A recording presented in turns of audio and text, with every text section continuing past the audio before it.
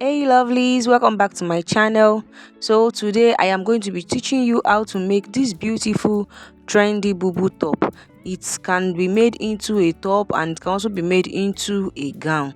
And also there are some mistakes I made, so I am going to be putting you through so that you will not make that kind of mistake I made. So if you are interested in this video, please subscribe to my channel and let's get started.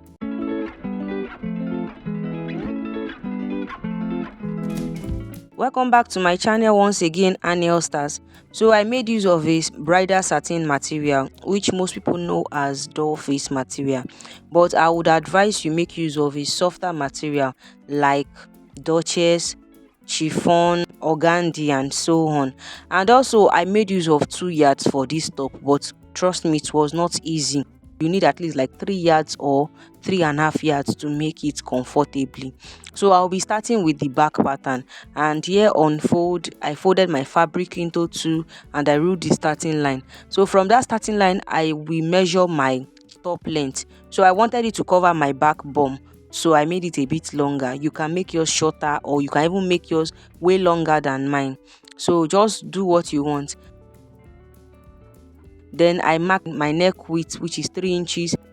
Then I mark my shoulder measurements. Actually we don't need the shoulder, it's just a guide for us to measure, input our sleeve, because this is a dormant sleeve, that is a cut together sleeve.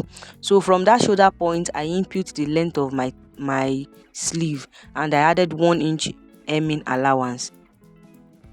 So from that point I came down by 1.5 inch as my shoulder slope.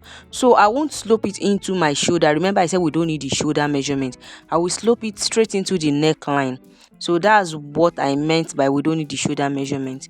Then from that point I'm going to input my sleeve length. So I needed it to be wide, so I made use of 11 inches. That would be like my round sleeve is 22 inches. So I didn't bother adding sewing allowance to the sleeve length anymore since the sleeve is wide. So for us to get the round measurement, you make use of the biggest part of your body. So the biggest part of my body is my hip, as in my body circumference. So I divided my hip by 4 and I added like extra 4 inches is allowance because it's a kaftan, it's not meant to be slim fitted. So that's just what I rule straight down into the length. So at the sleeve area you would not want to leave it straight, so you just create a curve around that area. So for the neck depth I'll make use of 1 inch and I will create a round neckline into my neck width like so. So automatically our back pattern is ready and I'm going to cut everything out, as you can see. So on the shoulder area I made sure I added half inch sewing allowance for my joining allowance. So here is where I said I faced challenges, because I needed to cut the front pattern and at some point I had no choice than to join it. So you will notice, if you can see the center back, you will notice that it was facing a part whereby there is a longer length of fabrics on that area at the center back, because at the front area, the center front is where we have that wrap, and we need the back to use in getting the front. Like we'll transfer the back into the front, then we now do our designs.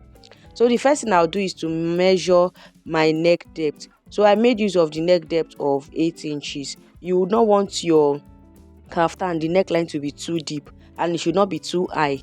It's like a V neckline, so you just connect it into your neck width like so.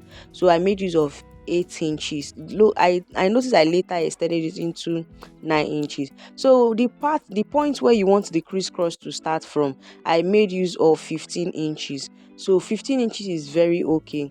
So I just ruled it and connected it into the V neckline that I made for the front pattern. And as you can see, this is just me trying to show you again what I did, because I noticed that the camera was a bit far from what I was doing. So for you to know how long the crisscross will be, I'm sorry my camera did not show this part, but I made use of 25 inches, and using my straight ruler I just connected it straight like so. From that point that I measured 15 inches from the neck width, I just connected it straight like so. And this part that was not shown, I just connected down, like down into the hem line of the top.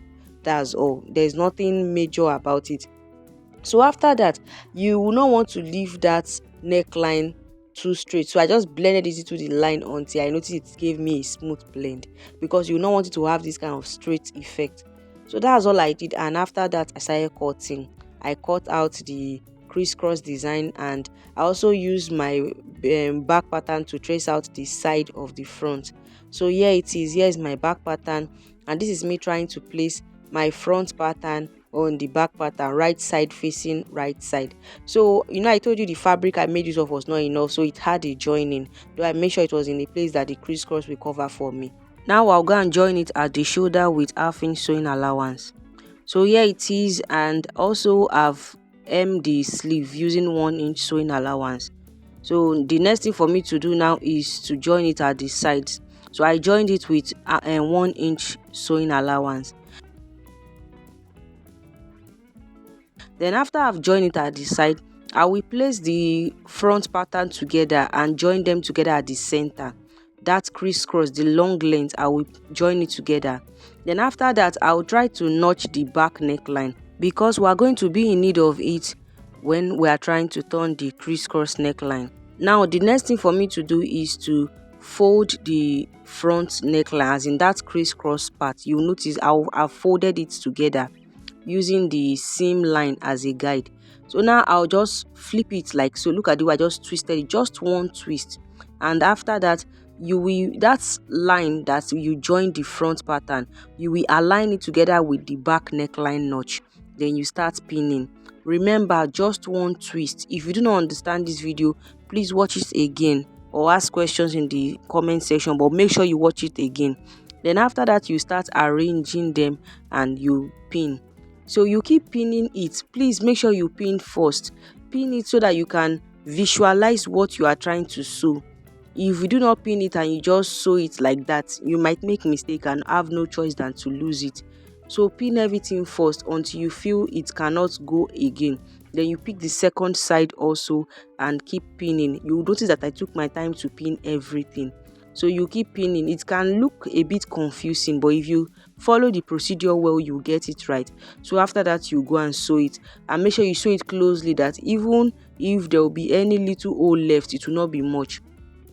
Then I'll also hem the down part of the top. I'll turn it with 1-inch sewing allowance.